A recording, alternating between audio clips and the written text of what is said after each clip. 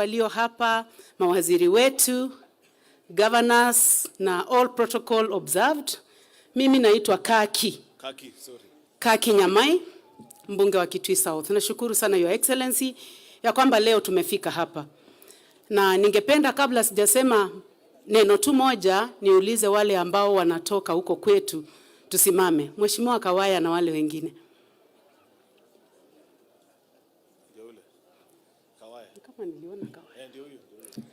Your Excellency, sijaona wengine kutoka Ukambani, nimeona Kawaya, lakini ningependa kusema ya kwamba kule Ukambani, Your Excellency, tumeshikilia serikali ya William Samoei Ruto, mkiwa mnasaidiana na wewe, our Deputy President. Ningependa kukukaribisha huko. Kuna watu wengi sana ambao wanapenda hii serikali, ambao waliipigia kura. Your Excellency, mimi kwangu kule Kitui South, ningependa nikukaribishe tena. Nimekukaribisha wewe, umeniambia utakuja huko mwezi wa 3, na ningependa kukukaribisha sana. Watu wa Kitui South wanapenda serikali sana. Na ningependa pia kuleta salamu za wale wengine ambao hawakufika. Tuliwaambia tunakuja hapa, walituambia tukuletee salamu. Honorable Sabina, may God bless you for the good work that you are doing. May God bless you for remembering your mom, and may God give you the energy to continue working. With regard to what is happening within Jubilee Party, Your Excellency, sisi tulifurahia sana wakati tuliamua kama wabunge wa Jubilee tuweze kufanya kazi na Kenya Kwanza. Na tunakutaka kukuhakikishia ya kwamba tutafanya kazi na wewe, huwa tuko very united, tutapiga kura pamoja na nyinyi, na tutaweza kushikilia kazi ya serikali katika bunge na pia nje ya bunge. May God bless you. Asante, Mheshimiwa Ridikiri, on behalf of all our colleagues wa pale Lower Mount Kenya East, karibu kwa dakika moja tafadhali. We are really pressed for time. Our Deputy President, Brigadier Gachagua, Mama Sabina Shege, our host today, all the governors and all protocol observed. Bwana Yesu asifiwe. Adwa Murang'a murega. Mugeni angetherie ni auloi. Ibwega bweba bega. Jokieni ngethi kuma Meru. Pogojokia pokeeni salamu kutoka Meru. Asante.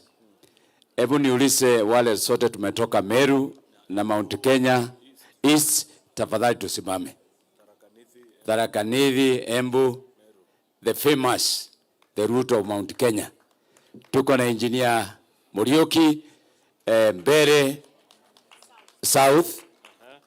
Tuko na Vanataitumu, Igembe North. Nominated MP Dorothy Ikiala. Reverend Kirema Ngoshine, Imenti Central. Susan, Women Lab, Tharaka Nithi. Tuko na Ndandi Kere, Igembe Central. Tuko na our shortest man in the mountain, Roko from Mbere North.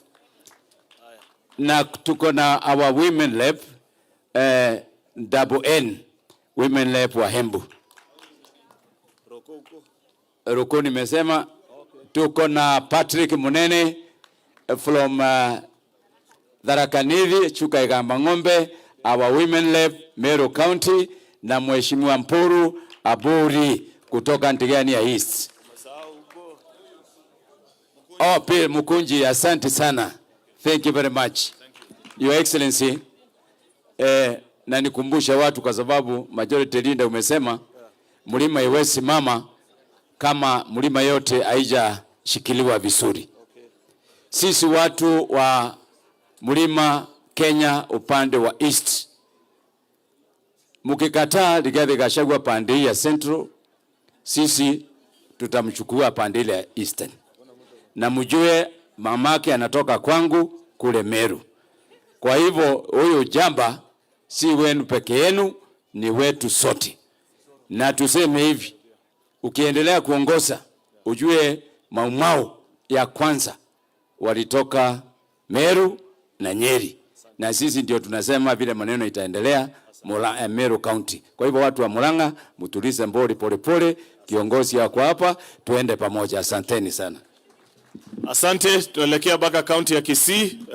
Whip wetu katika National Assembly, Mheshimiwa Silvana Sosoro, atujulishe wabunge wa eneo hilo. Karibu, tumpigie makofi Mheshimiwa Sosoro. Asante sana Mheshimiwa Senator wa Kericho na kiongozi walio wengi Senate, Your Excellency, Deputy President, na viongozi wote ambao wamekuja hapa, na wananchi wa Murang'a, hamjambo. Najua mmechoka, lakini sisi ndio tumeleta pesa, itabidi mvumilie. Unajua function imekuja ni ya wanasiasa, na wanasiasa tumealikwa, na saa zingine we become so boring, lakini itabidi saa zingine mnatuvumilia tu tuzungumze maneno mawili matatu. Nimesikia viongozi wengi wakisema maneno mengi. Last time Betty, sawa, nikikuona wakati ulikuwa una campaign hii Murang'a, tulikuja hapa. Hii Murang'a ni kama, sijui kama ni Murang'a iko na chakula ama ni madhera. Ulikuwa kembamba. Sasa nimeona umesimama hapa ni kama umekula vizuri siku hizi. Lakini sisi pesa ya wananchi najua umechungwa na watu wa madhera vizuri, na hiyo ni sawa sawa. Your Excellency, niruhusu niseme tu maneno mawili peke yake kwa heshima kubwa. Ya kwanza, nashukuru Mheshimiwa Sabina kwa sababu ya hii program ambayo amefanya hapa. Mimi ninaelewa hii program yako, especially kwa hiyo party ya wanafunzi. Na nilisema hata vile tunazungumza maneno ya shule, if we do not get people kama Sabina Chege wa kusaidia watoto wa kuenda shule, I can tell you generation ya mbele itakuwa na shida. As we speak right now, pia kuna watoto hata katikati hapa hawajaenda shule kwa sababu ya kukosa karo ya kuenda form 1. Na hizi program kama hizi ambazo Mheshimiwa Sabina ameanza na wengine wengi viongozi kila mahali, hizi ndio programs zitasaidia kuinua community. And that is why when you called me ukaniambia nije hapa, hata mimi nilihakikisha kwamba lazima nionekane ni support hiyo program. Lakini even as we support this program, especially katika hii Mlima Kenya. Sasa mimi nazungumza kama shemeji wa Mlima. Kuna shida pia kidogo. Na shida ambayo imekuwa katika Mlima haswa, kwa sababu mimi naenda kwa mashemeji every time, ni shida ya pombe. Na sana sana pombe ya haramu. Ile pombe ambayo inaumiza vijana wetu katika sehemu hii. Siku hizi, na msipochunga na msimame na kanisa na viongozi, that we tusimame tukatae hii shida, tuambie vijana hii direction ni mbaya, hatutakuwa hata na watu kule future katika hii sehemu. Kwa sababu mtu akienda akilewa vibaya, kuna ile mbaya ambayo tunaona yenye inafunga watu macho na ingine inaua. Lakini kabla haijamuua, hawalali juu ya kitanda, analala chini ya kitanda. Sasa kama hiyo, in future hakuna generation ambayo itakuwa. Tafadhali we speak about that kabisa, kwa sababu ni kitu mbaya sana. Ya mwisho, hii niseme tu kwa heshima kubwa. Viongozi wote kama sisi, kama mimi na wengine wote na watoto ambao tumekuja kuongelesha leo katika shule hii, ni vizuri tuwe na ndoto. Na ndoto ya maisha ni kitu ya maana sana. Mimi niko na ndoto yangu in future. Na kwa hivyo ile mimi nasema ni kwamba nimesikia waheshimiwa wengine ambao wamezungumza, viongozi wameruhusiwa kukuwa na ndoto. Lakini ukiwa na ndoto, ni ndoto ikuwe kwa kichwa, tupange ndoto yako vile future yako itakuwa. Lakini wakati wa kazi tufanye kazi, ndoto ikiwa ndani ya kichwa. Tusiweke ndoto nje. Sisi Kisii tunajua ukizungumza juu ya ndoto, maneno inaharibika. Ndoto ni mzuri. Hata mimi niko na ndoto. Niko na ndoto, unaweza kuwa naibu wangu. Kwa hivyo ndoto inaruhusiwa.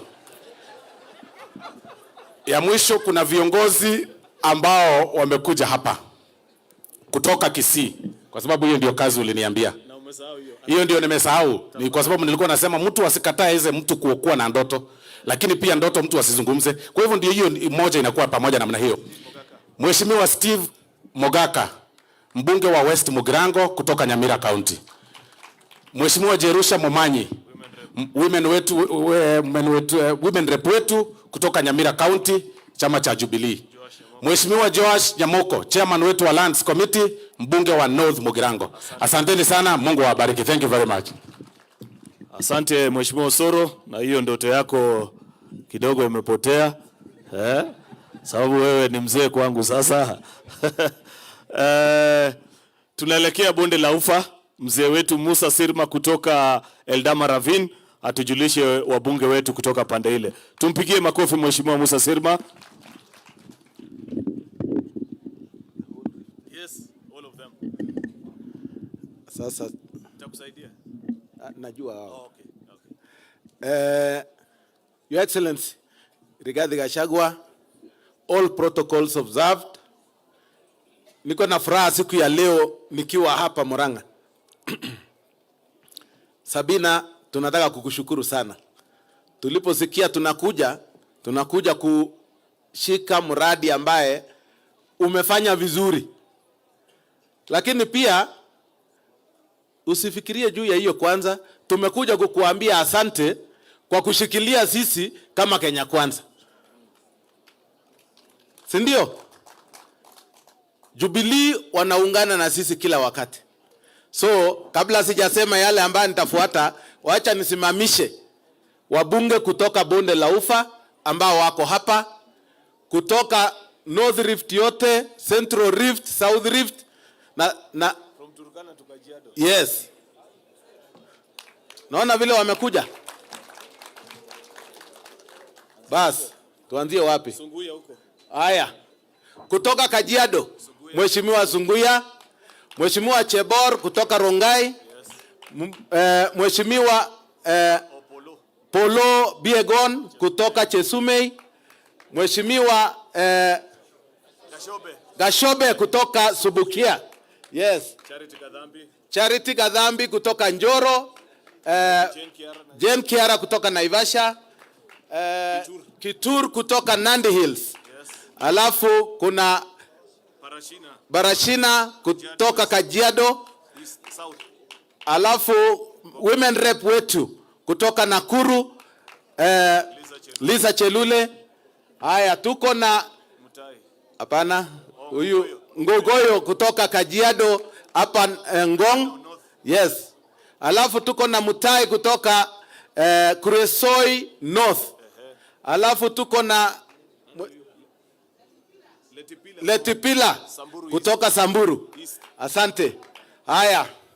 Kuna kutoka Mosop Bwana Kirwa, unajua yeye ni Marekani na ni Mkenya. Sasa nakuanga sijui jina gani, lakini haya, Lelmengit kutoka Mgwen.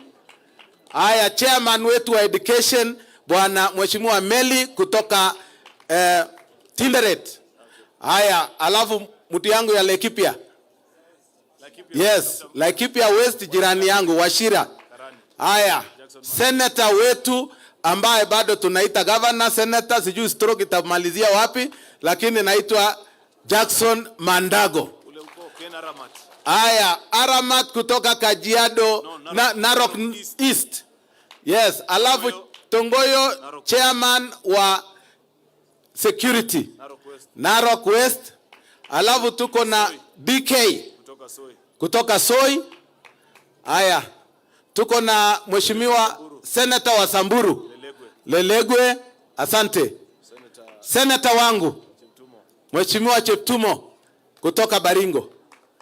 Haya, senator wa Bomet Bwana Sigei. Haya, Bwana Kemei kutoka Soin. Alafu Kuresoi South Mheshimiwa Tanui.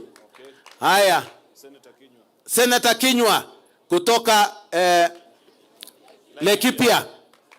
Haya, women rep kutoka Samburu. Asante. Haya, tuko na ni wewe sasa, Hillary Koskei kutoka Upkelion. Haya, Kandie kutoka Baringo ya Kati ile ya zamani. Haya, women rep Nandi Cynthia Muge. Alafu tuko na CPA Julius Ruto jirani yangu kutoka Keses ambaye alitoa muhindi mti ya bilibili. Haya, Bwana Cherorot kutoka Upkelion East jirani yangu Beatrice Kemei women rep wa Kericho. Haya, Joyce Korir nominated senator na yeye ni commissioner wetu. Haya, Mary Ann Keitany kutoka Aldai. Joseph Makilap kutoka Baringo North. Mtu ya kulia kila siku, watu na uwawa. Saidia yeye deputy president. Huyu anamalizwa. Watu ya kura watakwisha. Haya, tuko na Ngeno. Johanna Ngeno kutoka Emuria Digir kule Narok. Alafu tuko na Charles Kamuren MP wa Baringo South. Mahali iko kelele tena. Iko kelele kabisa. Hii watu wanalia deputy president. Wanamalizwa. Haya, na Bishop hapa. Ako na hata kiti mzuri. Bishop Koskei ambaye ni mheshimiwa nominated kutoka Mogotio, anatoka Baringo County. Alafu nimesahau senator wa Nakuru. Au kwa sababu amekaa chini. Tabitha Karanja ambaye bosi yake iko hapa. Anasemanga hata yako na sijui maono, sijui namna gani ile maono ya watu sijui itaenda wapi.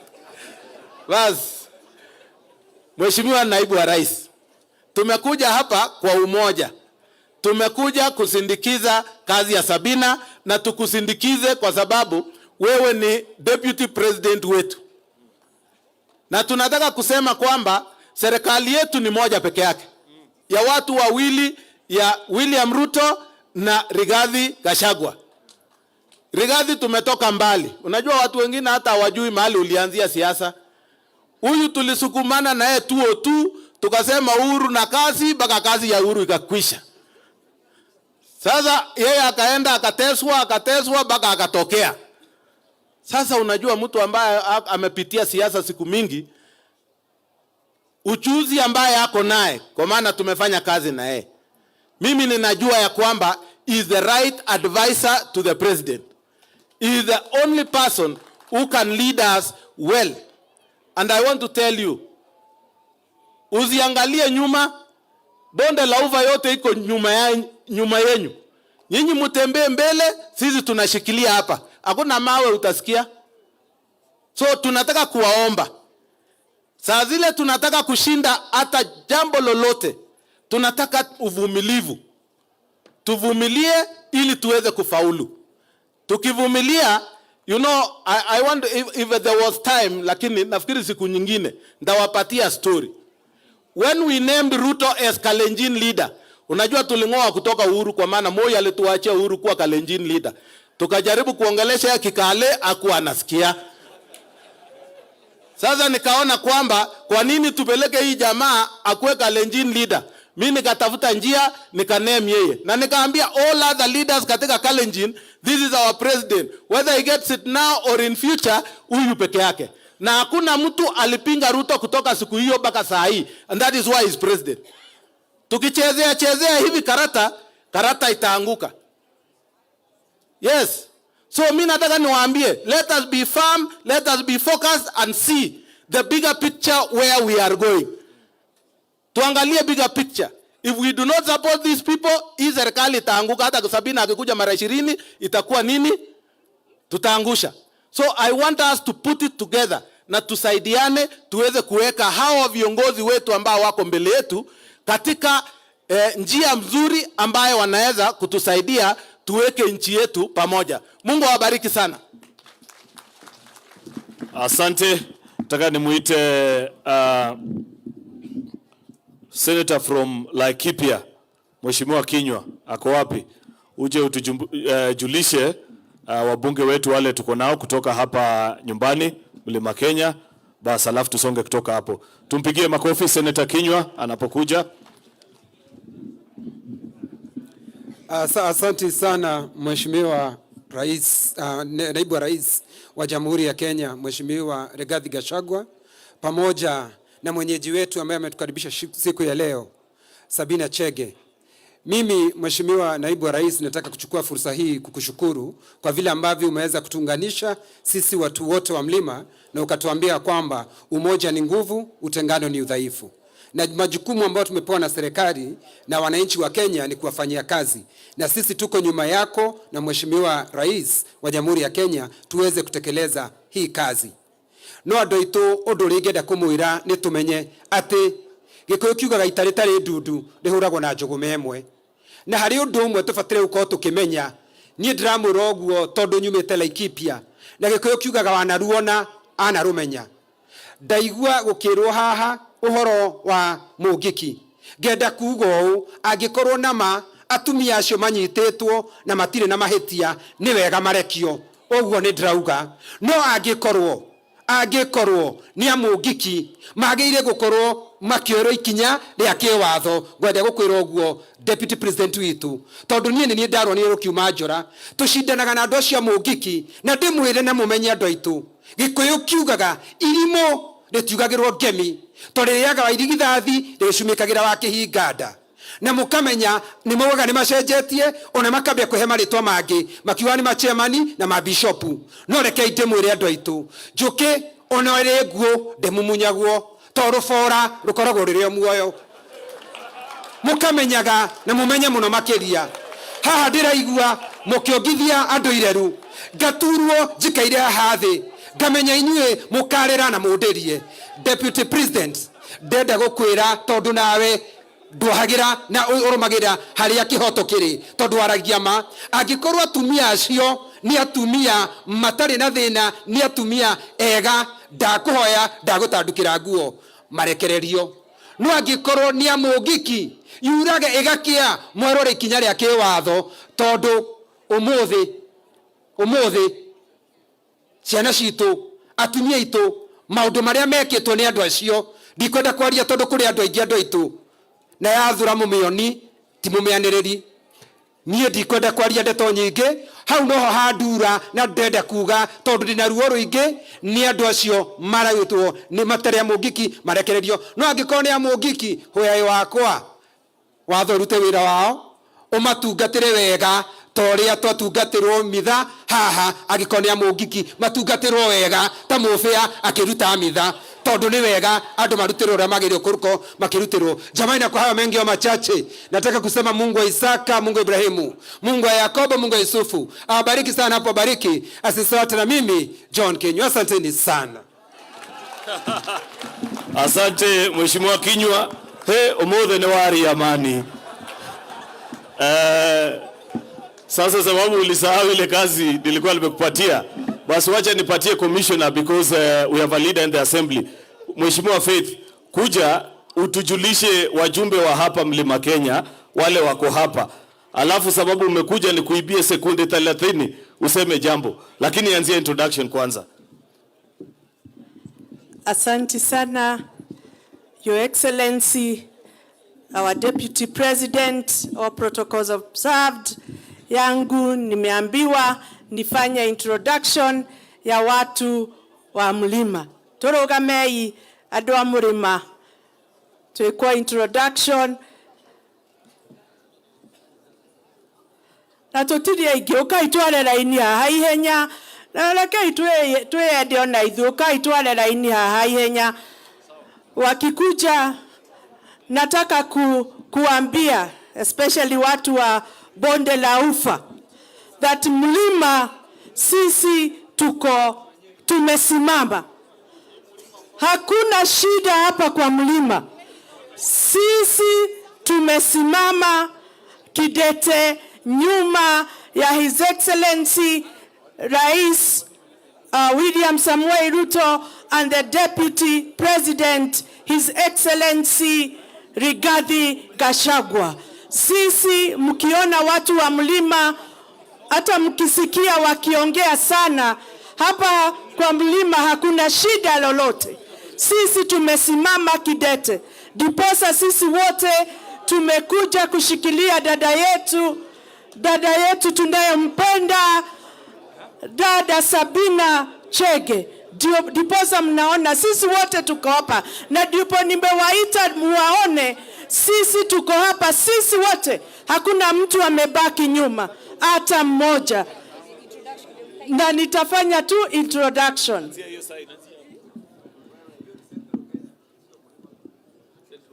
ukaweta retwa gaku nigetha njugu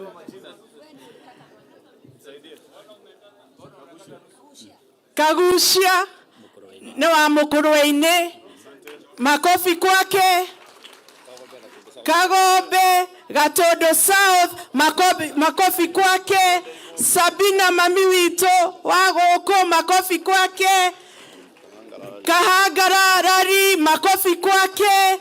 Wajiko Mohea Kefeferi niwe warutire Kimunya, makofi kwake.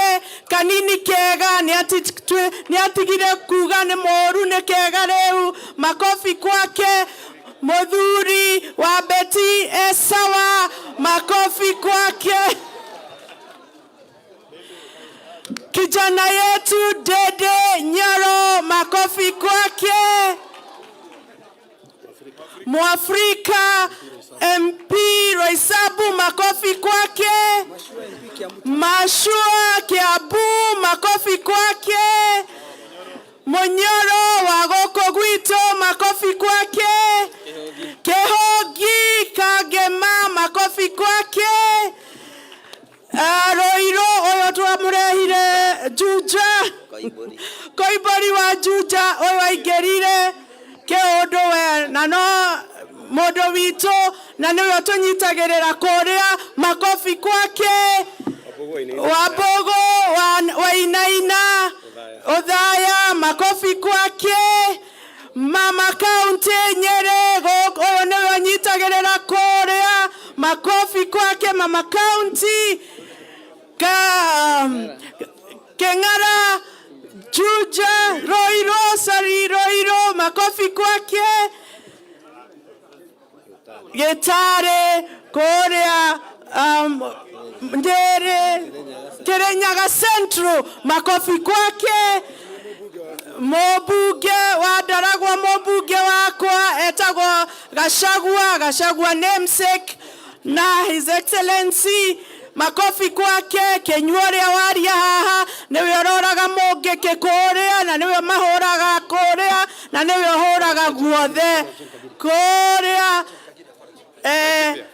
Na Mama Jane Kagiri na apology, makofi kwake.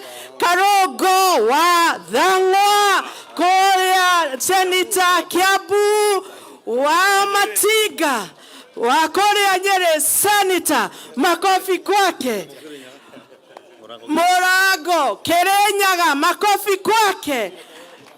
Kakamega Senator wa Nyandarua, my son, makofi kwake. Major Don wa Korea Embakasi Central, makofi kwake. Kana Kayole ucio niwe uhuranaga na andu Korea. Gerekia gwenda kuga ithue murima tunyitanite na twethutha wa His Excellency Deputy President Rigathi Gachagua, manyitanite na President ogwo mirima tuko sawa. Asanteni sana. Gwenda kurekia na mundu uria tunyitagerera guku niwe munene witu. Karibu sana. Asante. Sawa. Thank you very much. The Deputy President of the Republic of Kenya, Rigiji, all protocols observed. Tutikethania reine andu akoko Murang'a ila Kigumo maretwa makwa ndi Mwangi wa Gakuya na gwitu ni guku itura riri ria Kigumo haria murimo uria wa Kangari kuria Makomboki na ni mukio twaturaga turi location imwe hau kabere na andu a Kinyona tugicoka tugikiganio tukirigia na magitigwo murimo uyu. Kwa hivyo ni shukrani kubwa sana siku ya leo nikiwa hapa nikiungana na dada wangu Sabina Chege na niokio todo macako ciganagira ni kwehanirira itaitinge tuigana guko Kigumo ithuothe ngikiuga yako ecoe gagecarie green patch na kuria gwetagwo Gitamba kana tiguo na aria magiuka kuria Nairobi kuu ni kuo turutagira wira itura retagwo Embakasi ya Rugongo kana Embakasi North. Na wa mbere Deputy President, wacha nikurudishia shukrani muhimu, shukrani kubwa kwa sababu tumekuwa na janga Nairobi wiki iliyopita, janga ambaye iliadhirisha wengi, ambaye moto iliweza kulipuka, moto ya gas,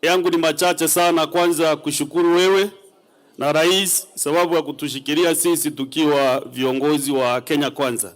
Na mahali tumefika, so far so good. We are happy with your leadership. Na kazi yetu tu ni kuwashikilia muweze kumalizia kazi yenu vizuri na tuende tamu ya pili. Number 2, Your Excellency, mimi ni mtu ya Mlima Kenya. Na Madam Faith, women rep wa Nyandarua. Ukisema Mlima bila kusema Meru, Tharaka Nithi, Embu ni watu ya Mlima, karibu tukuja hapa kwa funjo sababu ulitukata kidogo miguu, ukasema ni Mlima inakuja hapa tena tukabaki pale chini. Kwa hivyo sisi tukiwa watu wa Mlima, naibu rais, mimi nimekaa hapa around for some time. Usiambiwe kama kuna ene break ama ene crack iko katika Mlima kabisa. Never, that assumption sijui inatoka wapi. Na viongozi wale wameongea hapa wote, wameongea vizuri na sisi tunashirikiana wote kuwashikilia katika serikali yenu. Na naibu rais, nikwambie sisi we cannot have any time even a second to distract the plan that you have. Sababu tunajua mahali tumetoka ndiyo ilikuwa mbaya. Sasa wakati tumeshika, hatuwezi kuwa sasa sisi ndio tumekuwa wajinga kuanza kurumbana kwa mboma yetu. Kwa hivyo Mlima 100% tuko sawa. Wewe Rift Valley, shikilia Rift Valley vizuri. Rift Valley ni Mlima Kenya, sisi tuko imara tukiwa na kina Kenywa na wengine. Kwa hivyo rais, ile kazi Madam Sabina anafanya ni kazi ya ile inaitwa ya huzuni ya watoto. Na Madam Sabina, mimi niliona unasomesha watoto nikasema lazima nifike hapa. Sababu najua kuna watoto wengi bado ambao hawajaripoti form 1. Na hata pale Meru nimeng'ang'ana sana. Niko na Kamashinani Foundation pia kusomesha watoto. Sasa hivi tumepeleka watoto 80 katika form 1. Kwa hivyo nilisema lazima nikuje nipande mbegu hapa. Senator Tabitha, you out of order. Kwa hivyo sisi tutashikilia mpango kama hiyo, ile inaleta watu wetu pamoja. Na naibu rais, hivi vitu kama hii tunaenda mara kwa mara tunafanya sherehe kama hii. Tunaenda Samburu, tunaenda pale Rift Valley, tunaenda mahali nyingine ndio tulete Kenya pamoja. Na sisi tunajua, hata wananchi wa Kenya wanajua. Tangu lini naibu rais akuja kushinda hapa tuko kama leo? Israel serikali zimepita karibu since 1963. Naibu rais anashinda hapa, kunaitwa hapa Kinyona. Umeona namna hiyo tena Madam Sabina? Ni kusema viongozi wetu ni watu wachapakazi na sisi tuwashikilia, sababu ile mashinani mnaingia hakuna rais ama naibu rais amejaribu tangu 1963. Kwa hivyo tuko na ninyi usiku na mchana, tukiwa Senate na National Assembly. Ile sheria utaleta, wacha tupitie sheria zote. Wakitaka kwenda kotini waende kama tumepitisha majority linda wetu. Asanteni sana na Mungu awabariki. Asante Deputy Speaker wetu. Karibu sasa tunamalizia. Na nafikiri ile pande ilikuwa inanipa wasiwasi, nimeweka nyumba yangu sasa. Nafikiri tumekazana, karibu tunamalizia. In fact nikimaliza sasa ni kumuita gavana aseme dakika moja, bado nitakuita Kang'ata, tulia. Wewe hujawacha wasiwasi na unajua tulikuwa na huyu Kang'ata Your Excellency pale Senate na alituchenga wakati ule tulikuwa tuna ile maneno. Nasemekana wakati alikuwa anafanya introduction, Senator Mundigi, ukifanya introduction, inua mkono, huyo ni Senator wa Embu. Asante, recognize pia kwa kuja hapa. Niseme tu yangu kwa dakika moja, ya kwanza ni kumpa pongezi maito wetu Mama Sabina. Nikupatie pongezi sana kwa kazi nzuri ambayo unafanya. Unajua ile filamu ambayo imetuonesha roho yako ilivyo. Ulituambia hii kazi ulianza kabla uwe bunge, na pia sasa hauko kwa bunge na unaendelea na hii kazi. Hiyo inatuonesha kazi hii ambayo unafanya haihitani chochote na siasa. Ni kitu unafanya kutoka kwa moyo wako. Kwa hivyo sisi tunaomba Mwenyezi Mungu azidi kukubariki, ushikilie watoto na wale ambao wasiojiweza.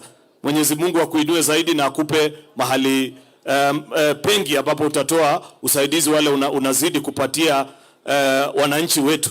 Ya pili ni kushukuru pia kwa chama ambayo naongoza, chama yetu ya Jubilee. Mimi nimpatie naibu wa rais ripoti kwamba Mheshimiwa Sabina Chege pale Senate ako na senators 5. na hakuna mswada hata mmoja ambaye wewe naibu wa rais umenipatia ukisema pitisheni hii pale Senate ambaye wametupinga.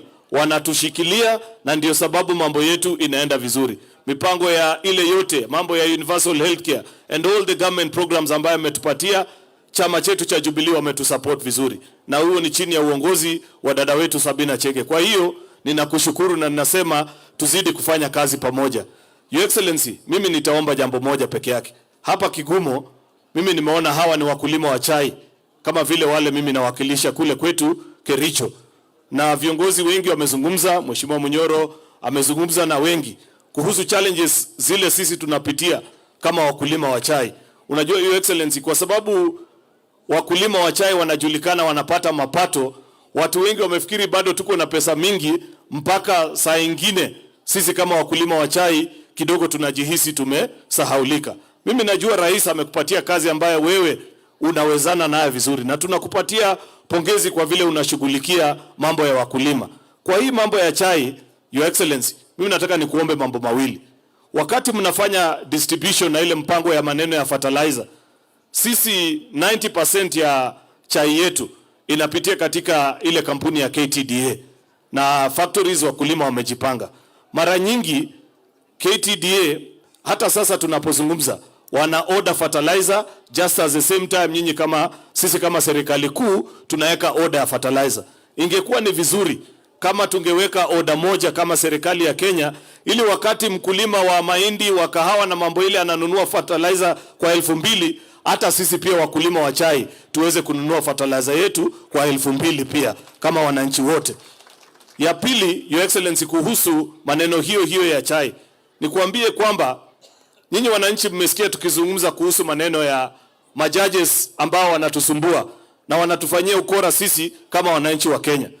Pale 2020, Your Excellency, tulipitisha sheria ya majani chai, na mimi mwenyewe ninapozungumza hapa mbele ndio nilikuwa sponsor wa ile bill. Kuna judges ambao baada ya bunge imefanya kazi yake walipeana orders ex parte. Yani ex parte wananchi ni kusema mtu tu alitembea kotini, hata watu wengine wote wakuulizwa, na wakapatiana orders against hiyo sheria na clauses ambazo zingebenefit sana hawa wananchi wa chai, kuangalia kwamba brokers kuna kiasi fulani wawezi kukata pesa ya wakulima 3 years plus down the line. Judge amepatiana orders ex parte, na hiyo kesi hakuna siku tunaambiwa itasikilizwa na hatujui itakuwaje. Wakulima wanazidi kusikia vibaya sana, na ndio maana siku ile ulikuwa umesema karibu unapeleka list ya judge wale wanatusumbua. Tulikuwa tunataka tukuongezee majina ya hao judges ambao wana frustrate wakulima wa majani chai, lakini naona ni kama ulisema waje muongee kidogo, na bahati mbaya saa ile tunazidi kuongea, mimi naona wanasimamisha tena mipango ya serikali. Mimi naona afadhali hii mambo ya mazungumzo uache. Wewe peleka tu ile kesi ulikuwa umesema, ambaye huyo judge ambaye anasumbua, ili ukweli ijulikane na mambo yote iweze kusimamia. Serikali ikija na mipango, sio vizuri judge kusimamisha.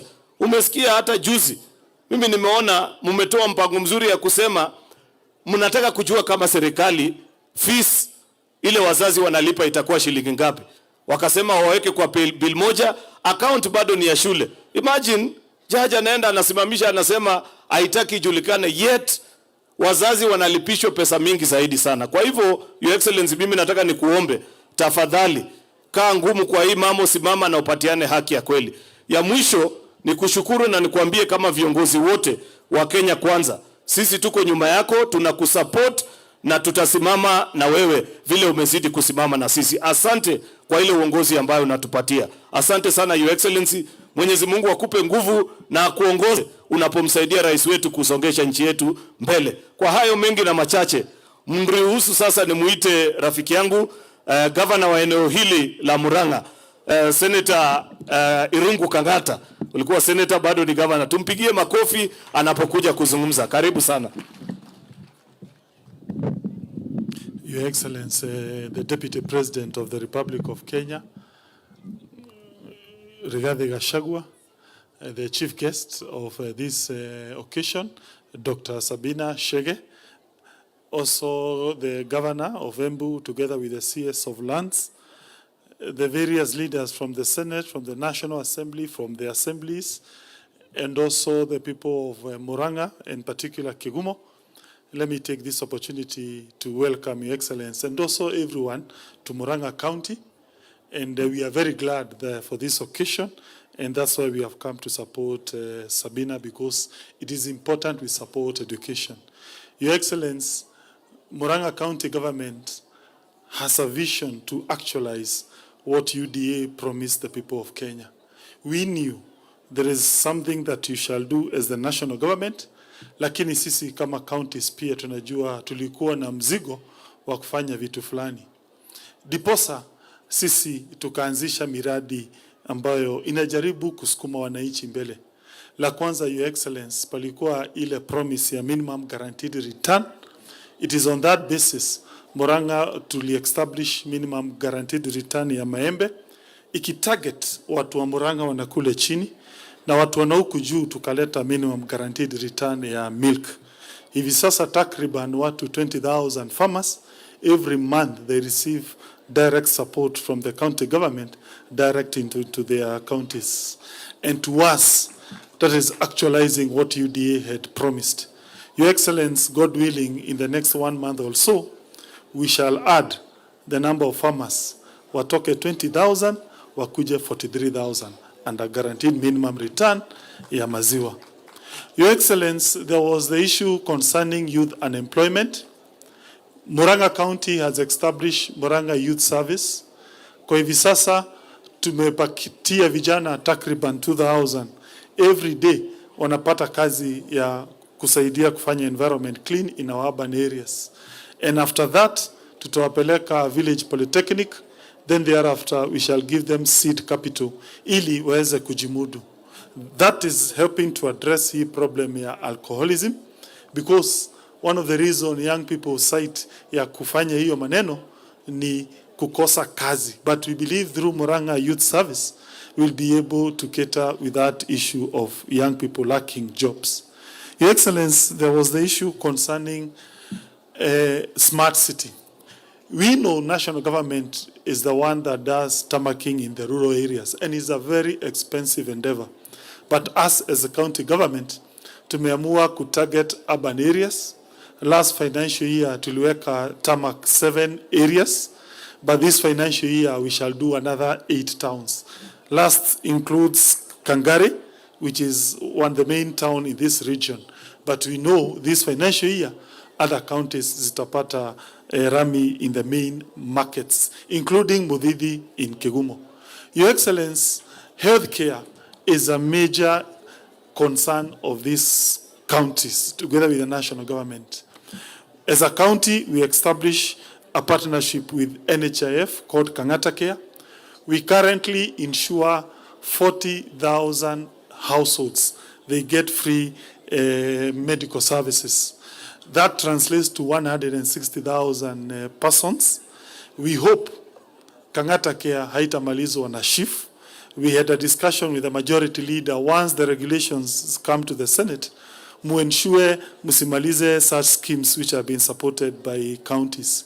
Your Excellency, finally, we believe healthcare can only become better if we are able to track medicine availability in all our medical facilities. That is 157. To do so, tumeforsiwa to do something called automation. In collaboration with the National Government Ministry of Health, we are automating our services. We have done about 8 or 10 health facilities. We hope in the next few months we'll have all 157 fully automated. We'll be able to track drugs availability. Those are some of the interventions we are doing to lift the people of Murang'a, because we believe we made a promise. We have no other option than to do that. Let me also take this opportunity to thank you, together with the President, for coming to Kangare to launch our Uji program. We give every day Uji to 42,000 ECD learners. That ensures our poor children who cannot afford to go to school because of lack of food, they get support from the county government. And to that extent, we believe we shall go forward. I will conclude this by telling my sister Sabina that county government of Murang'a will complement your efforts in bursaries. This year, we divided our bursary in 3 forms. MCAs, every ward, we gave it 2 million, and they were able to give to several parents. Then we came up with a scheme of the best pupils in every primary school, KCP, got 15,000. So to transit our children to high school, we believe that will complement your very good efforts in making Murang'a great. Allow me to call Governor Embu to also give her support and tribute. Thank you.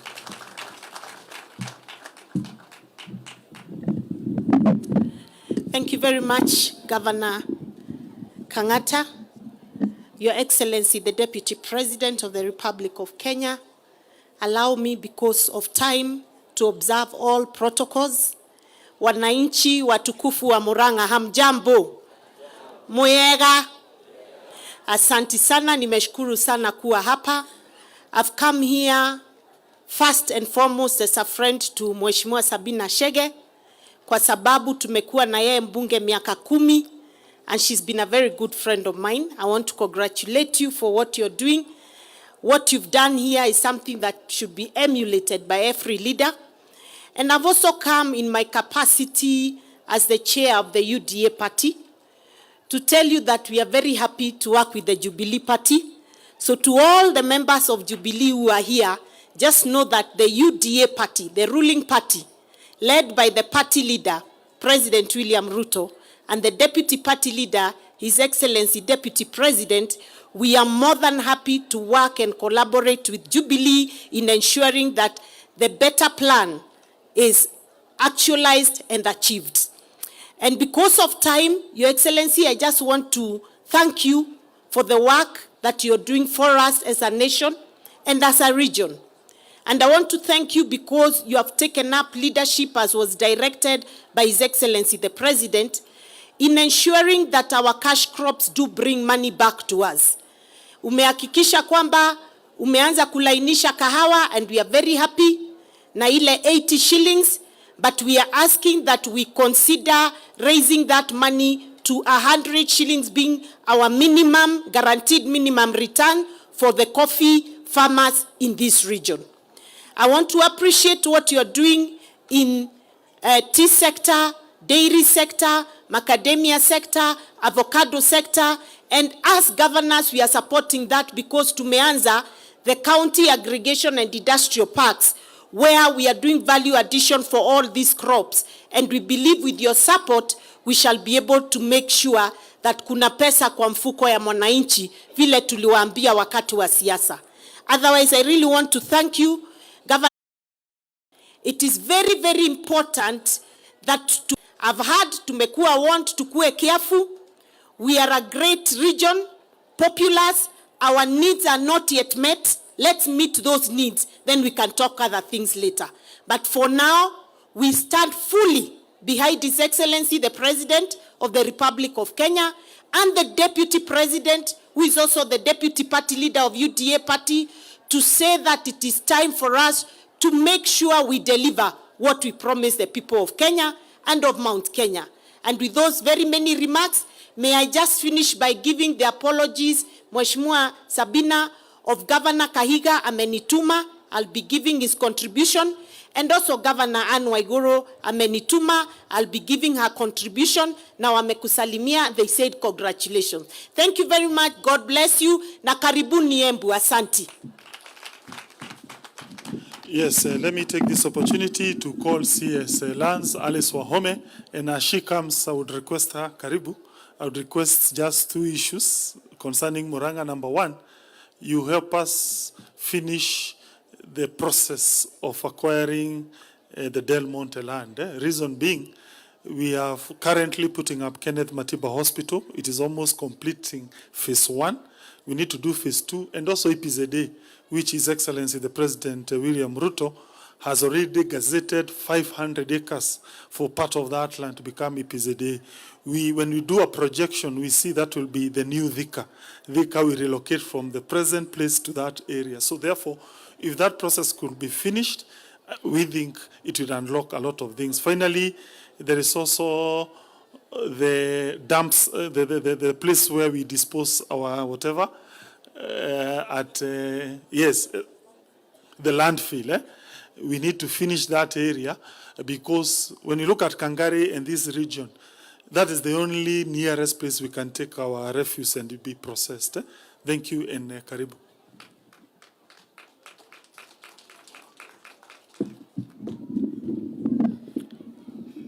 Thank you very much. Your Excellency, the Deputy President of the Republic of Kenya, Ligivji, or Ligathi Gachagua, Adwaito Muriega. God is good, and all the time, I know that we are very tired, but please, just know the chief guest was His Excellency, the Deputy President, na kwa guareo goko, tusiende mahali mpaka, tupate ile alituletea. Your Excellency, I want to observe all the protocols that to stand by all the protocols that have been observed, but take the opportunity to recognize this effort by the Honorable Sabina Chege, nominated Member of Parliament, but a woman rep former woman rep who has served this county with diligence and a lot of commitment.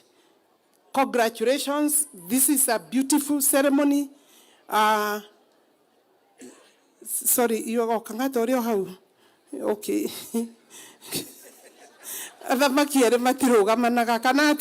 I would be very quick, Your Excellency, because I'm very sensitive.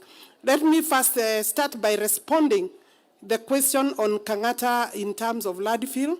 You know, you have come to our offices. I want to assure you that the reason there has been a delay is because we are trying to do a variation or an amendment because the project took too long because of the initial way it started, but it took too long, and therefore pricing of the equipment that we need to give you have changed in terms of pricing. But that's a small project, a small bill. We are trying to gather together about 80 million shillings. Then you also talked about Del Monte. You know the biggest challenge of Del Monte is 30 cases. Yesterday, I was looking at that file, Your Excellency. It has 30 cases. Your Excellency, Governor Kangata has full access to my office, and I can easily brief him on where we are, but I have strict instructions from His Excellency to conclude, to do the best we can to conclude the entire Del Monte issue. And I know he's working towards that conclusion using my office in terms of documentation. The third one, the members of parliament who are here, thank you very much for coming to support my sister. The affordable housing levy bill is before parliament. It's coming for the second reading. I seek your support. We have appeared before the two committees, Finance Committee, na Committee ya Finance and Housing Committee, and I think we did a good job. I know there are one or two issues which have been sorted. However, there is misinformation. You know, we are going to build at least 200,000. The objective of the government is 200,000 houses. Among those, the members of parliament, you have a stake because our program includes every constituency a minimum of 220 housing units. Here in Murang'a, I think we are on course for Kangema, Maragua, and Kandara. The other constituencies, let us find out where the land is, and we will go on. And that is for every constituency. Kwa hivyo hiyo project, Your Excellency, sio ya serikali, ni ya wajumbe na wananchi. Wacha tusiseme siasa sana, wananchi, mutikae kuhenio ni andu aria a opposition, nyumba icio igoti turetia aria mena pay slip for now. Murerwo muirege, na we ona ndurariha, and it was open for you to buy.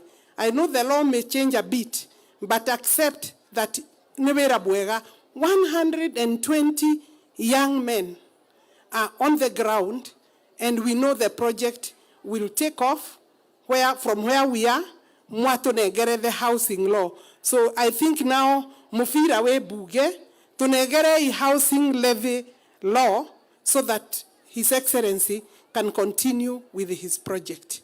The last one, kwina misinformation, Your Excellency, regarding the land law amendment. Andu guku meretwo ona kamugoda kanini na guku muciini ni tuguka gwitia igoti. Ucio ti uhoro wa ma. The levy on the land law bill ire thiini wa tauni iria twetaga cities. We have 5 cities in Kenya: Nairobi, Mombasa, Githumo, Nakuru. Eldoret is coming on board. Guku kungi migoda itu guku turakuria mbembe na marigo na nyeni, kuu gutire igoti turetia. No wina freehold na uikaraga Nairobi city center, ni tukuira igoti nigetha turikie Mau Road, nigetha twake thukuru haha. I'm a former old girl of Bishop Gatimu girls, and so I feel very connected and proud. So I'm available to support you, Honorable Sabina. It's a good school. It's a good effort. Carry on. Your Excellency, I can't live here without saying, as a cabinet secretary from this region, from this county, from Mount Kenya region, I want to assure you that there is no problem. My assessment is, team, we are still solid behind His Excellency, the President, and yourself. You are our leader in the region. Na digwisiria kwe ona siasa ekwenda evire kuma omothe. We cannot afford to speak, to read from 2-3 scripts. We speak one language, but the scripts can be 3-4. Let's forget about that. We went through many trenches with His Excellency, the Deputy President. I think we are in a good place to be able to secure even the second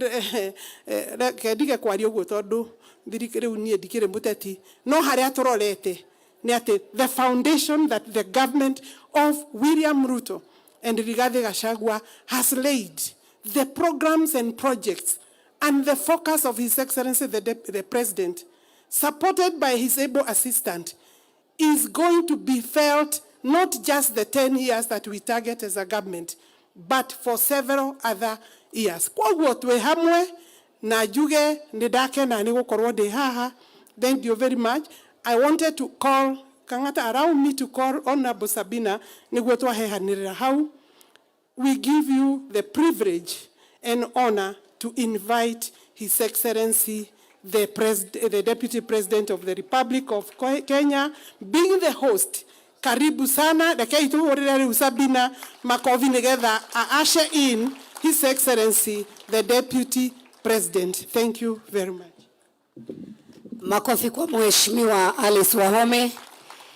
Na kwa sababu tumekaa sana na tuikarete muno, I want to apologize to all the guests, but this is finally the time we were waiting for. Let us all be upstanding as we welcome the Deputy President of the Republic of Kenya, His Excellency Rigathi Gachagua, na ukipenda Rigji. Tumpigie makofi tafadhali. Karibu sana, Your Excellency. Thank you muno. Onanigueterera. Thank you. Asanteni. Please, let's be seated.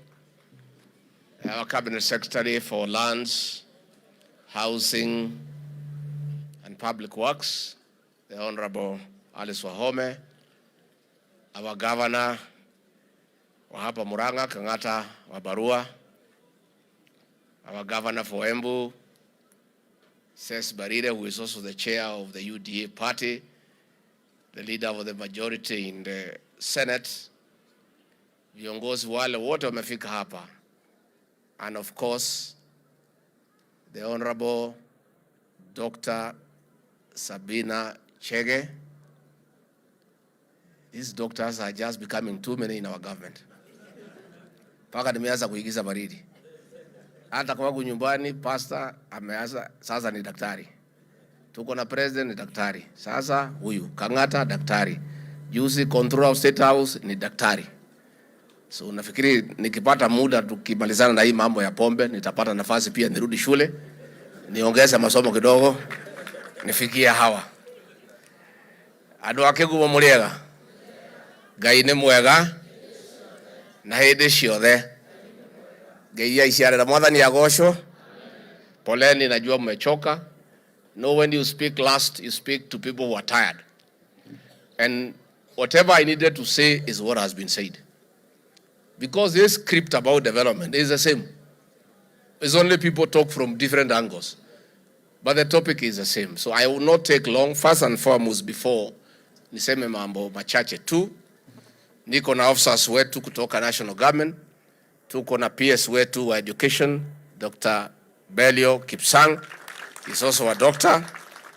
Tuko na PS wetu wa stima, Bwana Alex Wachira, the PS for energy is here. Apigiwe makofi. Is he also a doctor? Obado. Tuko na PS wetu wa mining, Mwangi from Keharo. Are you a doctor or not yet? Tutaenda shule na wewe tuongeze kidogo. So I want to say I'm a very proud leader, Maito, to be here for this occasion. Most of us who have been brought up well, we have been taught from day one to respect our parents. And more so our mothers, because of the bond between a child and a mother. So for Sabina to make a decision to commemorate your late mother by way of empowering others is a very thoughtful way of doing things. And I'm really humbled. And you have come here to honor your mother by way of assisting our girls, so that one day they can be mothers like your late mother and bring up a successful family. I want to say thank you, Sabina, and that is why we have come here in large numbers. And I want to say why we have come in such large numbers. I mobilized these leaders because we also wanted to make a statement to the Jubilee family as a people of UDA. From where I sit, and me, I belong to that school of thought. Wega dole wale hona uru. Wega wale hona ke? This Jubilee family, led by the acting party leader, and these leaders who are here, have come to stabilize our administration. And we are grateful.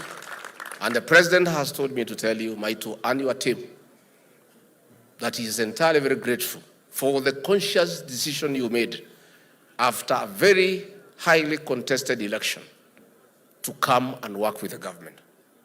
So the presence of the deputy president here, our CS, our governors, and the whole brigade of Kenya Kwanza is a way also to say we appreciate the support of the Jubilee Party in Parliament and outside Parliament. I want to say we have come to support this school and we shall do so. Nimetembea pale na watoto hao wametuonesha pahali wanakulia. Na actually it's embarrassing. And therefore we have come to raise funds. We have come with the money from government. We have come with money from the president, from myself, from these leaders. Tutachanga pesa. Hiyo kazi ianze. And Reverend Father, what I meant when I said we'll come again, we said in the unfortunate event that we don't raise enough funds to complete that building, since tumekuja kuanzisha, tutarudi tena until it is finished. Kama tikwenda tulegioka. Nimukwenda tulecoka rigi. Koguo tutikarekia biu nigetha tulegioka. Tungekerekia biu twahota gukiumba kana tugithie kuria kungi. So I have seen the design of that hall, and the architects and the people behind that program, they have done a very good job. You require 40 million shillings or so. We'll see what we can do for today, and that work should begin in earnest. We have discussed here with the PS. We saw a lab there, and the girls there asked us that we also help that lab. and I've instructed the PS to come and send experts to configure that lab and send equipment, and that one should go on. We have also agreed we are going to bring 12 computers to assist with the work that is going on. And pia tumepata iko upungufu ya walimu watatu katika shule hii, walimu ambaye wanalipwa na wazazi wa BOM. The government will also take over those 3 teachers so that we lessen the burden from the parents of this school. Again, tuko na majirani hapa, Kinyona Mixed Secondary School. Muko hapa? Pia tumepata muko na matatizo, na mwalimu amesema shule iko chini kidogo ndio wanafunzi hapana kuja. And we have agreed as a government tutapeana shilingi milioni 5 kwa hiyo shule so that we can start building the lab ndio hao watoto wasome. Pia tuko na Kinyona Primary School, pahali huyu Maitu alisoma. Pia hiyo shule iko na matatizo, tutapatia nyinyi 2 million shillings ndio tuweze kupanga ile maneno iko hapo. So this Kinyona area today, by us coming, maendeleo imepatikana. Na hiyo ndio maana ya kuchagua serikali. And that is why, Sabina, you made the decision kukaa na sisi. Sasa kama ungekuwa na ile mzee ya kitendawili ungetolea hii watu mali wapi? So huyu Sabina amefanya mzuri. No kaido wako wete. Wajiro ito. Mawaro leta view. Ukonosho wewe ndo akitotwara. But again, I want to appreciate the pragmatism of this beautiful girl here called Sabina and the Jubilee leaders. Because after the elections were over, they said it's over. Let's move on. And that is what the president and I did also. Many people in the previous administration took us through hell. The president, myself, huyu Alice Wahome, huyu Ndindi Nyoro, tuliumizwa, tuliangaishwa. But we said Kenya is bigger than all of us. And after the elections, we said we have won. We don't want to look back. We want to move forward, unite the people of Kenya, and initiate development. And that is why we all must move together so that we can be able to create the right impact that is required. There are a few things that have been raised here. Again, I want to say, katika projects ya World Bank katika Kegumo, tuko na darasa 9 ambaye zinaendelea na laboratory ingine 7. Kwa hivyo mambo yenu si mbaya sana, hata kama iko matatizo hapa na pale, we are on the right trajectory and things will be better. Mambo ya Mau roads, Bwana Munyoro na Bwana Mreu, you are preaching to a bishop. Munahubiria askofu. Munaniambia mimi mambo ya Mau road. Si mimi mwenyewe ni Mau. Si mimi ni mtoto ya Mau. Sasa hii barabara ikikosa kumalizika, mimi nitakuwa ni mjinga ya wapi? Nitakuwa ni mjinga ya wapi? I want to assure the people of Murang'a and Nyeri and Kiambu, hizo barabara ni muhimu sana to remind our people the blood that we shed as we drove the British colonialists from this land. They are a constant reminder of our sacrifice, the resolve of our people to fight for their independence and their dignity from our oppressors. Hizo barabara zilisimama in the previous administration kwa kukosekana pesa. Na hatutaki mtu yeyote kulaumu President William Ruto ati hizo barabara zilisimamishwa, kwa sababu nimeona wale watu wachache walibaki kwa Azimio, the few 2 or 3 in this region, wakijaribu kutuwekea alama. Hata nyinyi mnajua contractor walitoka kwa site kabla tuchaguliwe. Sisi ndio hao tumefika kwa serikali, tumekuta hakuna kitu kwa store, hata panya walipotea, hakuna kitu ya kukula. Na uzuri, mimi kwa sababu mimi si mwerevu sana, lakini si mjinga, niko tu hapo katikati, 48%, 49 hapo. I know 1 or 2 things. I made a conscious decision on inauguration day to tell the people of Kenya the economy we have inherited on day one. Watu wakanika chifu, huyu mtu ni mjauri, mbona anaongea iko wageni, amekosea watu heshima, but I say the truth on day one. Kama singeongea siku hiyo, turudi kusema mwaka moja tulikuta hakuna kitu, many people would not have believed us. Did I speak on the first day or I didn't? I am a truthful and honest man, and I will remain so. I will remain so. And mimi ni mtu ambaye niko na msimamo kali. And I'm a man of principle and consistency. And mimi hakuna mtu anaweza kuniuzia uoga kwa hii Kenya ama kwa Africa continent. I'm a very principled man. And I speak my mind and I speak from my heart. And I decided that day, many people are uncomfortable. Hata rais wetu alijaribu kuniuliza nitasema nini, nikamchenga, sikutaka kumwambia nitasema nini. Because ananijua. Rais ananielewa. Alijua mimi ni mtu ya kupromosha maneno vile iko. I told the people of Kenya from day one the kind of economy we inherited. That was the truth then, it is the truth today. So, rais amengangana. And I want to tell you, my people, our people, huyu rais wetu William Ruto, kama like any other human being, he may have challenges, he may have weaknesses.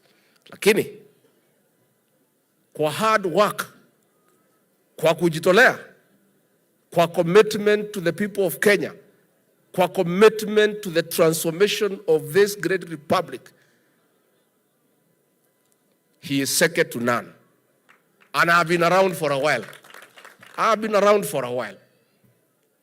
Mimi nilikuweko wakati ya Moi, nimekuweko wakati ya Kibaki, nimekuweko wakati wa Uhuru, niko hapa. I have seen many things. Hata hii maneno watu naongea successions. Vijana wanitafute niwaambie vile naendanga. I have been in every succession. I was in the Moi succession. I was in the Kibaki succession. I was right inside the Uhuru succession. And God willing, I'll be around in the Ruto succession. So I have seen many things, and I know many things. And I will remain true to the president and to this country. And I always say the way things, in my view, should happen. I could be wrong, others could be right, but I'll try to say my piece. Mimi niseme mambo ya Mau, rais amepanga vizuri. Pesa imebakia kidogo, hanya nina marigo. Na ni kazi yangu kuhakikisha ile pesa ikipatikana, mimi nitakuwa hapo. Nihakikishe kabla iende pahali ingine, hizi barabara za Mau ikamilike. Mwego ciana cia Mau maundu manyu ndimaroraga ta iria riko, na maundu manyu makahitana ndi bafu, na ndingikerwo ni marahitana ndi bafu makauga na thabuni. Barabara cia Mau ingi ya guthondekwo ndi deputy president wa Kenya, ngoro no iro riko ndiraruta kari iro riko ndingikongiruta thirikari ino. Thithinyu mwahurire thirikari ino kura, ninyu mwamihurire kati inywe riu ri ona inywe mungikioya kindu ri he mahitia. So hiyo maana Mau muriu munyoro musiogea, just leave it for now, just relax. I have given you my word, you have the commitment of the president. That thing will be done and completed, and we put it behind our back. Mambo ya chai, it is true, tumeweka reforms. Last time tumepata bonus nzuri, but I agree with what wakili Edward Mureu amesema ya kwamba the dollar is high. So hii mambo ya dola kuwa juu should be represented, it should transform into some gain. Sindio? So I'm going to call a meeting of KTDA on Tuesday morning at 8:30. We sit down, we look at the numbers. What is the rate ya dollar? Calculator iko nitanulia mawe mpya. ndio isifanye makosa, si ndio? We are going to align it. Mtaniwachia hiyo maneno? Mnaniamini mimi? We will align it. There is no way we can have a fixed rate. We have a free economy. We'll be paid at the existing rate of the dollar on that particular day. That will happen. And we'll talk to the directors of KTDA. Na niseme, hao madirectors walipeleka sisi kotini, wametuhangaisha. Wakitaka, wakuje watuone. Watoe makesi kotini. Tunaandaa uchaguzi wa KTDA. Wakitoa makesi kotini, tuwakubalie wapiganie viti. Waende wangangane kwa raia.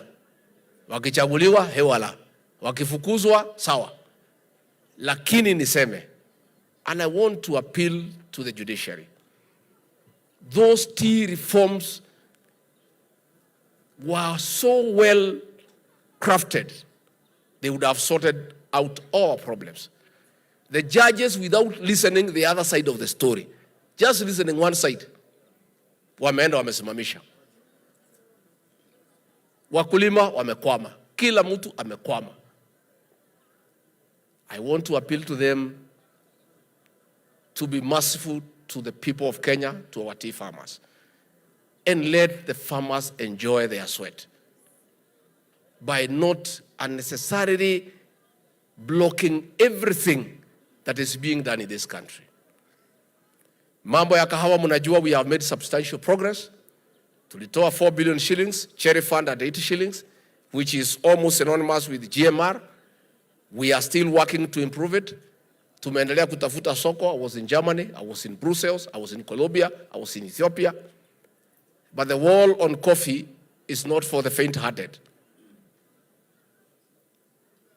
Hiyo vita ya kahawa inataka chuma ya zamani. Hii watu ni ngumu, ni kama gekwa. Nikiogoikwa. Those fellows will change. It's only that at the presidency they cannot corrupt anybody. Na pia sisi tuko na usalama ya kutosha. Huyu governor wa Embu alikuwa ameongea siku moja, wakaanza kumtafuta mpaka nikamuongezea askari. Anaanza kufuatwa na magari kwa sababu waliwataja kwa majina. And we must have courageous leaders. Ono koromunga akiguoya kaidukire nyina. Iguoya ne cia guthenia bururi na guturio kia thiini wa muci.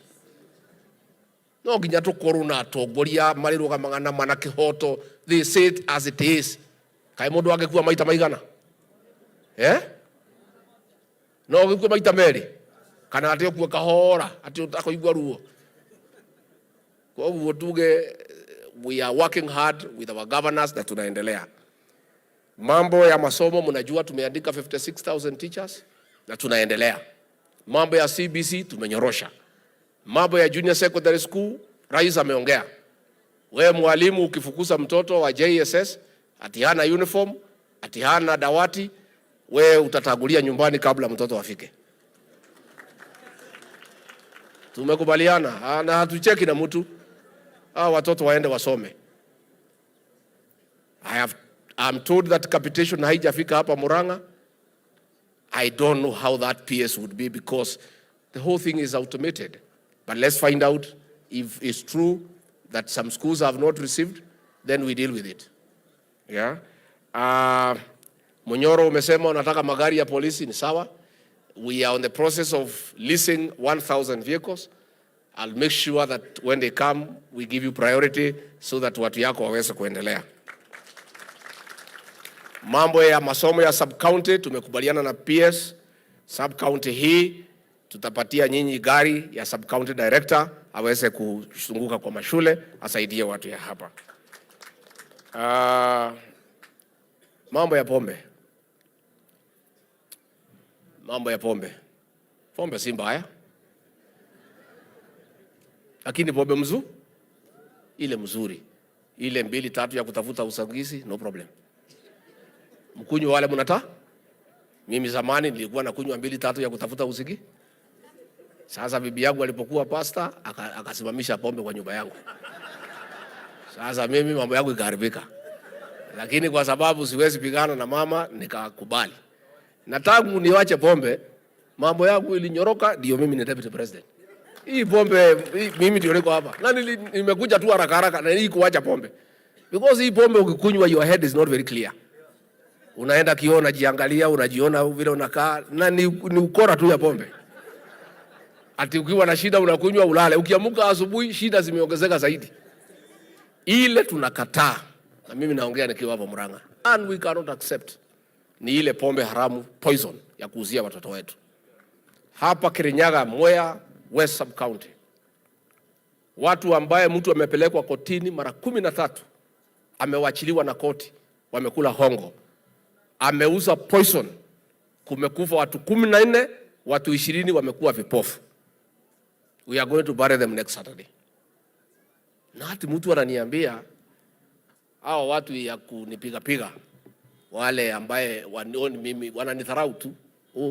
Huyu deputy president hata rais amempatia tu kazi ya kupigana na pombe kuliko ampatie kazi ya maana. Sasa hii kazi ambaye ni ya kuzuia watu 23 kukufa, hapana kazi ya maana. Let me tell you, my brothers and sisters, if President William Ruto and I had not made a conscious decision to deal with the illicit brews in this country and specifically in this region, this whole generation ya hapa kwetu mlima, we would have nobody in 10 years. Vijana wetu wote walikuwa wanalala kwa mtaro, wanakuwa zombies. Wengine wameoa msichana kuliko analala juu ya kitanda, analala chini ya kitanda. Tumefika pahali shule zetu hazina watoto. Siku ingine mimi nimetembea kwa barabara karibu kilomita 8, sijakutana na mama hata moja amebeba mtoto ama mjamzito. But tangu tuingilie vita, I am a very proud leader in this region. Tangu tuingilie, nilienda nyumbani Christmas. Nikaita watu kwangu sikukuu wakuja wachukue unga na nini na mafuta ile tu ya ujirani mwema. Sasa watu ni wengi karibu 10,000. Sasa tukaona watu wataumizana. Tukasema basi akina mama wale wazee wapige laini hapa, wale 60 and above wakapiga laini imetoka hapa imefika pale. Tukasema wale akina mama wako na watoto wapige laini. Laini ndio hiyo. Uko. Wacha hiyo sasa. Ile ilikuwa mzuri tamu zaidi kwangu. Tukasema wale wajawazito wamebeba wapige laini. Laini ndio hiyo. Sasa nayo shida ni akina mama wengine ni wajeuri. Walipoona kama unga naweza kuisha, wanajiunga kwa laini, wanasema yangu ni ya siku 2, yangu ni ya siku 3. But I'm telling you, I want to speak ikiwa Murang'a. The war on illicit brew is 70% successful. 70%. And in this Murang'a, ilikuwa imeenda chini kidogo. Vita haikuwa inaendelea vile inatakikana. We have made a decision. We have posted a new county commissioner here, ambaye ametoka area ambaye amefaulu, with very clear instructions on what to do. Sijui kama county commissioner ako hapa. Where is the new county commissioner? Uko hapa? So you have the instructions. Kuna kitu kingine ya kuongea? How long? How many weeks? 2 weeks. Tumekubaliana. Muhuri irohe. And I want to tell the police commanders, I want to tell the AP officers, wale ya DCI, mufuate huyu county commissioner. And he'll lead the operation because he is tested. He has done it elsewhere. That's why we brought him here, because there was a problem. And I want to say, and I want to repeat what I said in Kirinyaga. We are not going to transfer officers who have failed to do their work to somewhere else. Because transferring people who have failed is transferring failure. And all counties in Kenya are part of Kenya. So where county commissioner na timu yako. In 2 weeks' time, you bring order and sanity in Murang'a. If you fail, in the unfortunate event you fail, we shall not transfer you out of here. You know what will happen. Please sit down. Na mimi niseme, I want to be very clear. I want to be very clear. Siana shito ciana citũ cia kahĩĩ itikũninwo nĩ andũ arĩa marendia thumu. Twĩroreire Rigathi wa Gachagua arĩ deputy president wa Kenya na William Ruto arĩ president, gũtingĩhotekeka. Mimi wengine wasema deputy president unaweza poteza kura. Hii watu ya bombe ni mbaya sana. Hii mabarmaids na nini wanaweza fukuza nyinyi. Ona mageto igatari kaida igateto kwa jina Gachagua. Who wants to lead a drunken people? Who wants to lead people who are not productive? Who wants to lead zombies? Who want to lead people who cannot have families? I would rather go home than lead a drunken lot. I also want dignity in leadership. Let me also lead people who are dignified so that I also have my dignity. So, if that decision that the president and I has made can give us a political problem, so be it. Na watu wasifikiria ati hivi tuko nawe ni ya maana sana. At his life and death, it isn't. Ati ukifanya kitu kidogo, kura tapotea. Ukifanya hii kura tapotea. You can be a prisoner of hii kura. Ukijaribu kusema hii, uchunga kura. Ukijaribu hii sasa, hii kazi itafanywa na nani? This work must be done by somebody. Si ndio? Tudie na bere. Tudie na bere. And let me finally niseme. Sasa Bwana Kang'ata, you have a good team to support you. You know karibu tuko sana ndugu yangu. Lakini nikujua ulikuwa na watu wa kusaidia wewe. Sasa nimekupatia watu wazuri. You have no reason to fail. Na tukathikiriria ndwa Johi Kang'ata we tondu raku ni mwega ri tigira andu haya we ikara kando ni magugutisha ni makuima kura ndugatithio kimaka kaigura ciao cicigana tukamake usijali. Huyu Karida ameng'ang'ana na hiyo watu na ajali, Waiguru ameng'ang'ana nao ajali. So wewe usijali. Finally kuna hii maneno imezungumzwa, wazee walishikwa pale on 31st. It's true. This matter has been brought to our attention. There was a very serious operation in our region because of that criminal gang that you know, ambaye iliumiza watu wetu hasa hapa Murang'a. And we want to thank the late John Mechoke. May God rest his soul in peace. If Mechoke had not put his foot down, those people had become a menace to the people of Murang'a and elsewhere. True or false? Walikuwa wanachukua kodi na hao si serikali. Atukifanya dawari, watu wakija kulete mahari, wanauliza ni ngapi, wanaitisha 15%. Akina mama wakienda Kamweredho, wanachukua 20%. Kwa duka na si yao, ukiuza simiti, wanasema kila mfuko shilingi 10. Stage ya matatu, wanachukua, wanahesabu abiria, wanasema times 10. Nemokete muno.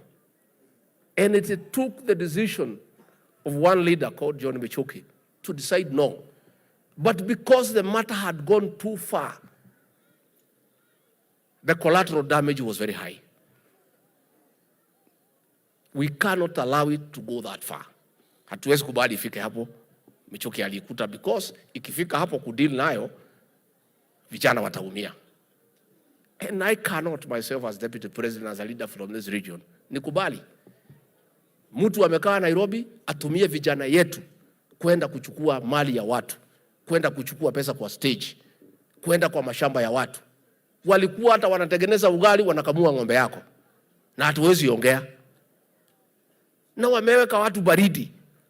Juzi tulikuwa na mkutano ya kina mama kukashifu hawa, wanapigia osimu, wanaigiza baridi. Sasa nikasema mimi kwa sababu siogopi, siwezi kubali. Na tukakubaliana na rais hatuwezi kubali. So there was an operation. Walikuwa wamepanga mkutano huko Kabiroine ati nini, serikali tukasema no. So wakisanywa, there was confusion. Sasa wazee wengine walikuwa wameenda hapa Mukuru wa Nyagathanga, kina mama walikuwa wameenda sherehe tu ya kitamaduni. Leo ule hede ya Mukuru rio no were ugotire katigao. I want to say, and it was not brought to our attention until recent.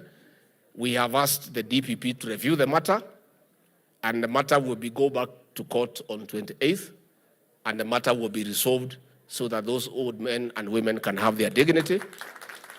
And I want to say, athuri a kiama guku Murang'a, I know there was a problem with our officers.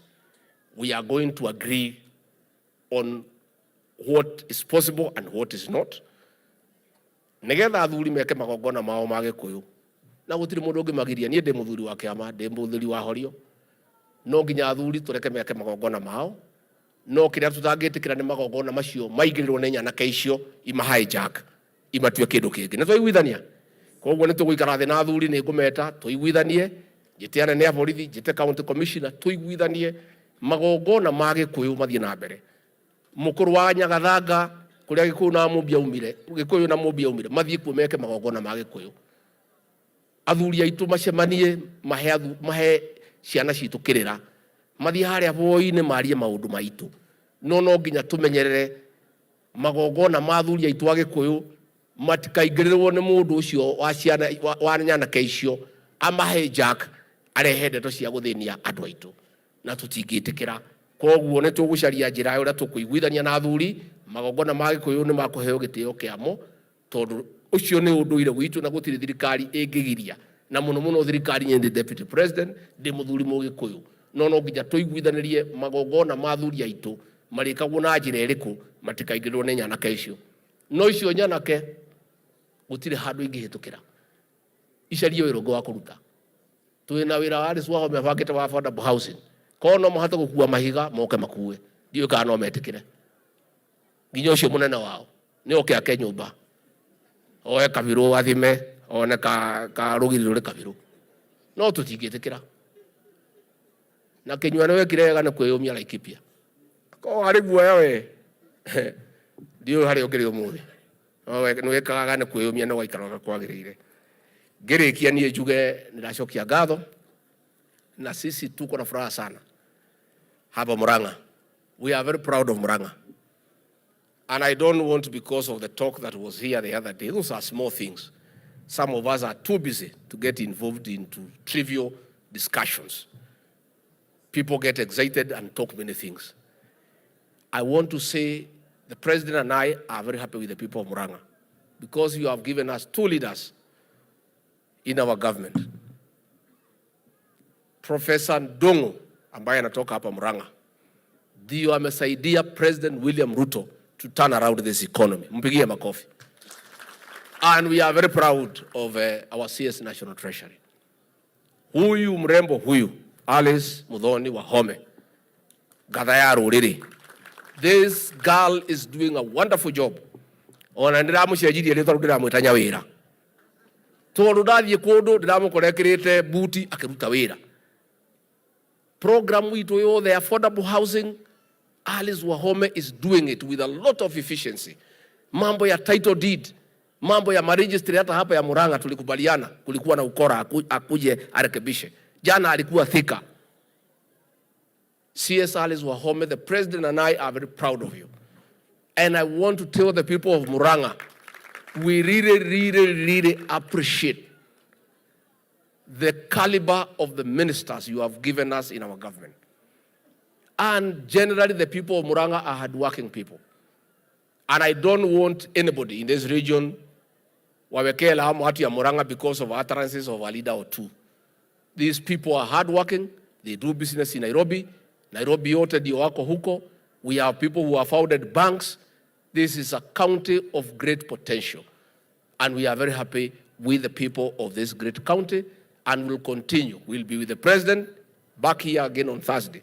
Tutakuwa pande ya Gatanga, tutakuwa pande ya Kangema, tukija kwa mambo ya maendeleo. And I want to say nikimalizia,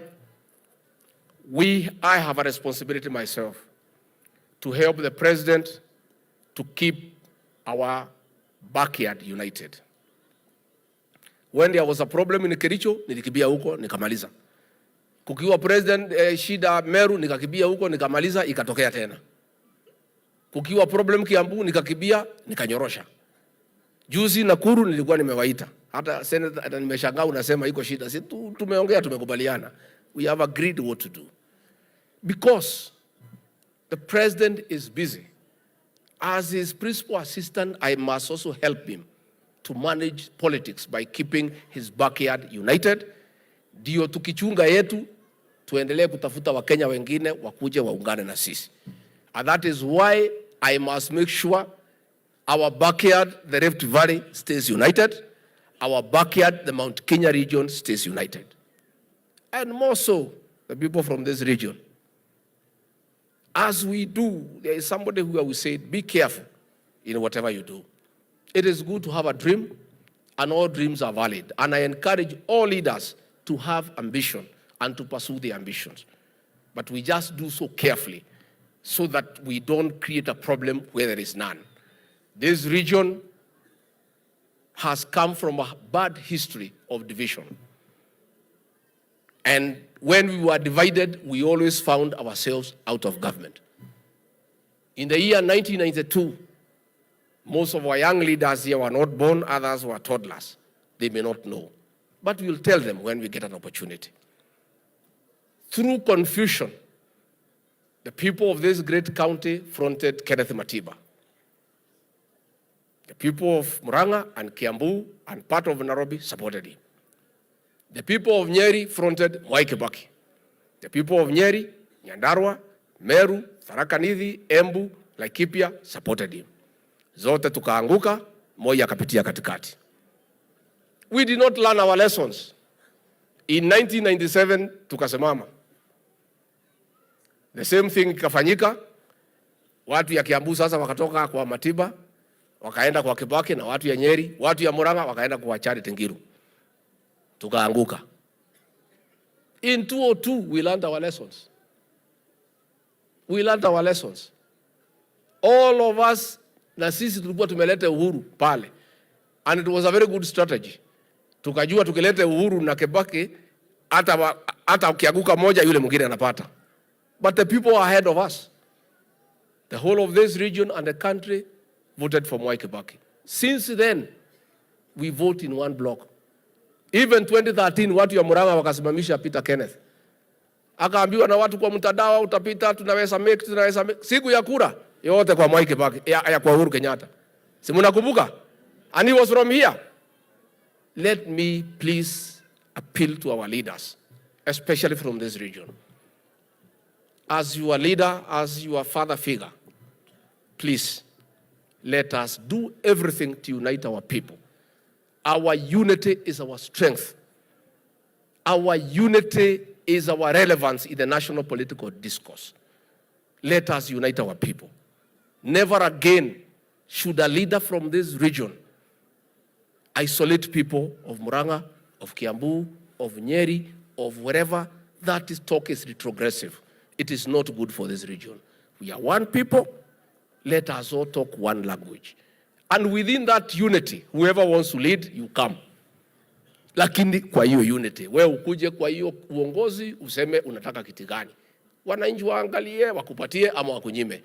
Lakini kusema watu ya Nyeri, watu ya Kiambu, watu ya Murang'a, watu ya Embu, please, let us not go there. Because hata mkiongea, nikisikiza hawa raia, hawezi kubali kwenda hiyo maneno. And Peter Kenneth knows. He came from here, hakuna kura alipata, because people had decided the way they want to vote. So let us be united. And again and finally, this is not the time. We have just come from elections. I think it's insensitive to talk to the people of Kenya about elections, to talk about 2027. It is even crazy to talk about 2032 when people have just come from elections. Mureda wira kana mureda siasa? Eh? Mureda kurutira wira kana mureda kugaya na ite? Ke iturutire andu wira. No hindi turathurirwo wira tutire turahinyia ni mawira maingi muno matarutitwo twi mawira maingi muno tweranire reke iturutire andu aitu wira. But I myself, I will continue assisting our young leaders, hao vijana wote ni vijana wangu, na nitaendelea kuwasaidia tukiwa na rais na tutawalea. And I want to say, nikiwa hapa mlimani, in my own naivety, nimesema mimi si mwerevu sana na si mjinga. And I want to assure you, when my time comes, I will not leave you where Uhuru Kenyatta left us, bila viongozi. I will not. I know what we need to do. We'll nurture leaders, but carefully and intelligently. Slowly, pole pole, we'll nurture them so that when the time comes, because we are growing old day by day. A time will come we need to exit. We'll have prepared enough leaders, and yourself can choose among them. Yule munaona anaweza kumuongoza. Tutigatiga nyumba ino itu uria turatigirwo ni Uhuru wa Kenyatta. Tondu aratutigire tutari mutongoria turehagirwo oguo ndirakunuka ta ikuno handu oguo. Katiguo. Ithe tukuhaga turahagire oguo. No ndatuhariirie. Ndendaga kuigua mundu urokira gakoya kibui. Ni ucio wira ndingeruta. Wira wakwa ni kurora anake aya othe aitu na iretu aya ni tuguikara thi kahora tunyitane na atongoria Alice Wahome aya ni atene tukainuka nao tuikare thi turore tukainuka na haria mbere kaida gakinya niguo nduguikara thi katiguo andu aitu ni mukwenda turere ciana citu tuciirore kahora ka tucihanyukie kahora ithe tiguo pole and carefully, but let us never divide the people on county lines. Tutakuwa tumepotea kama jamii. Eule mwena besha? Yeah? Aya wapi chondo?